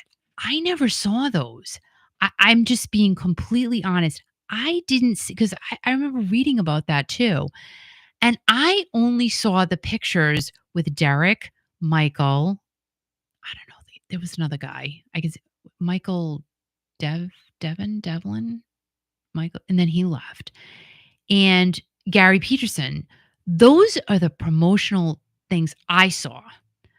I personally didn't see those, so I may have missed them. I did go looking for them, and I couldn't find them. So maybe there were venues who were using those. I don't know. But also Burton's big thing was playing the songs in the you know, promo clips for shows using the original songs from the members who sang the songs but are not in that band, who the promotional clips were for. If that makes any sense. I know what I just said. Hopefully you got that. So that was another one of his gripes too. Christine said, I love Lou. I love Lou too.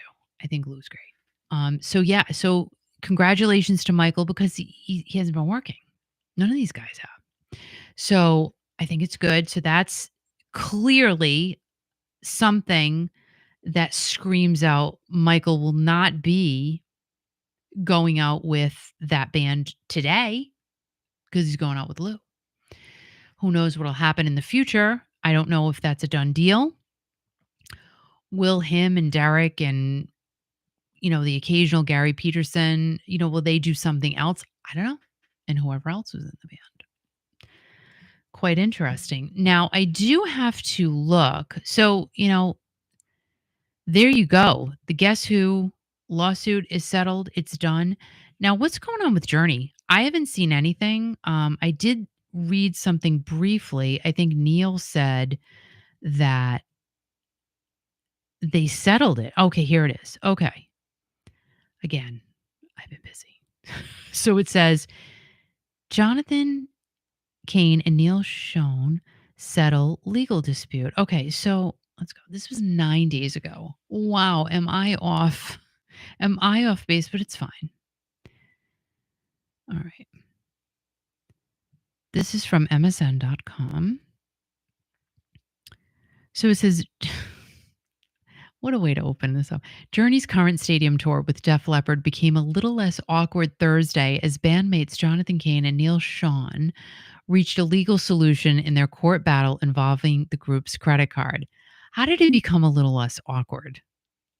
I mean, you're getting sued. How many times have I said this? Like, that is awkward in itself when you're in the same room with each other. Like, that cannot be a friendly situation. Do you know what I mean? No way. Now, it goes on to talk about November 2022.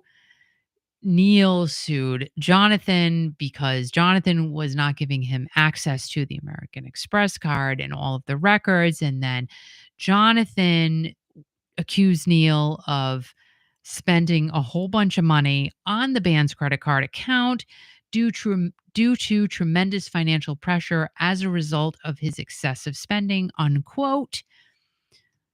Let's see.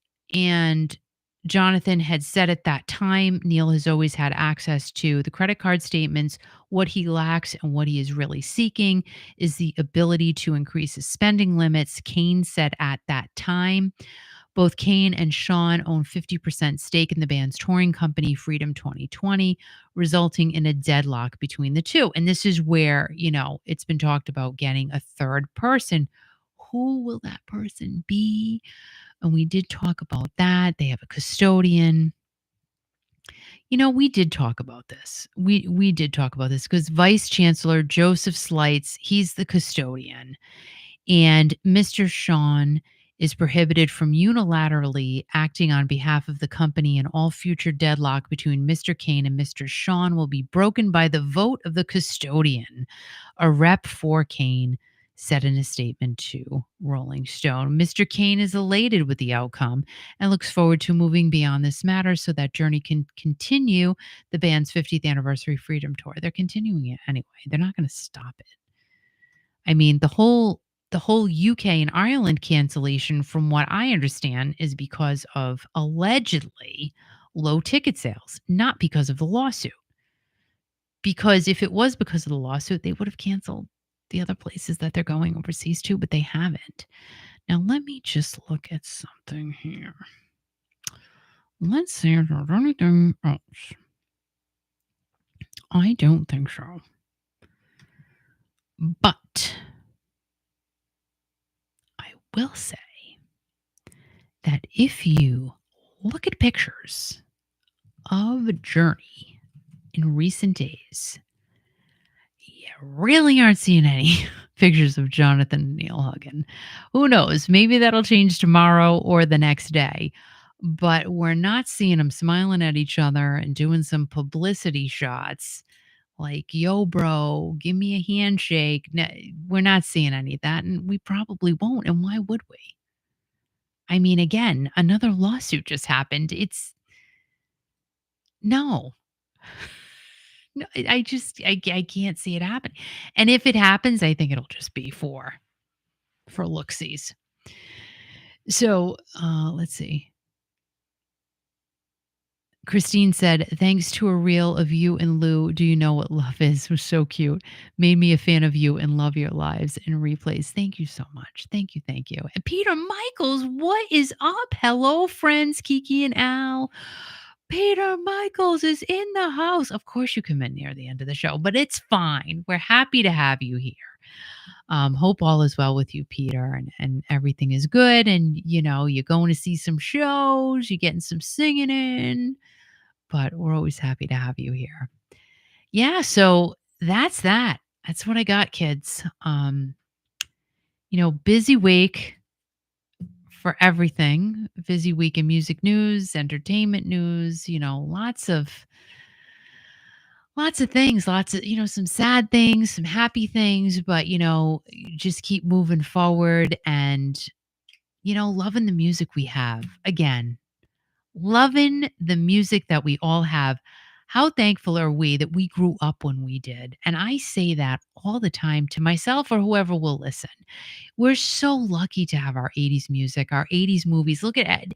You guys just talking about these 80s movies tonight really just sparked some fun memories, I think, for you. And that's what all of this is really about. And what it comes down to is just the memories, the fun, the music, and the love of what we do, the love of what we have and the memories that we have. So all I can say is I'm just grateful, man. I'm grateful for the music. I'm grateful. Let's see what movie. You know what? I think tonight's a Moonstruck night. I really do. That's going to be my pick for tonight. I'm not watching Wentworth tonight. I can't. I have to step away. I have to watch something else. And I think that's going to be the movie because I adore Cher. I just love her. And I'm glad, Scott. I'm glad you had fun tonight. And I'm going to be here again next Friday. Yes, next Friday, because then the I Love the 90s show is coming up. Oh gosh, is it Friday or Saturday? I don't know, but I'll let you know. I'll let you know. And thank you as always, guys, for being here. Please make sure you download the free app to Kiki.fm. We play the best classic rock and classic hits music. I'm telling you, it's awesome. Al has done a fantastic job constantly updating the playlist. It's so, so good. So we thank you for listening to it. If you already do, please subscribe to the channel. If you have not already, hit the like button. YouTube likes. They just do. And, thanks for commenting. Thanks for, communicating and talking and being a part of the show, because that's what keeps us coming back, and that's what keeps us here. So, guys, I love you, love you, love you. Mwah. And I will see you soon with this jiggly arm. You gotta love 50. Bye, guys. Have a great week. And I will see you next week.